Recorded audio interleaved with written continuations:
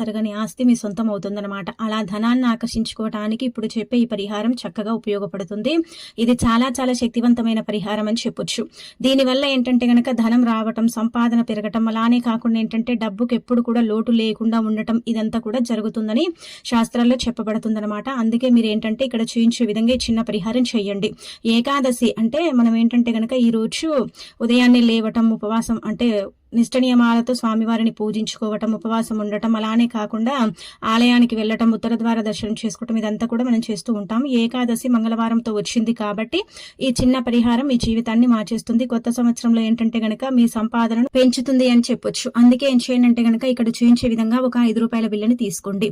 5 అంటే గనక దైవానికి అంకితం చేయబడే నెంబర్ అండి. 5 అనే సంఖ్య ఏంటంటే గనక విశ్వంలో అత్యంత శక్తివంతమైనది అనమాట. ఒక 5 రూపాయల బిల్ల మన జీవితాన్ని మార్చేస్తుంది. 4 లక్ష్మీ గవ్వలు అంటే ఇలా తెలుపు రంగులో ఉండే గవ్వలు తీసుకోవచ్చు, లక్ష్మీ గవ్వలు కూడా తీసుకోవచ్చు.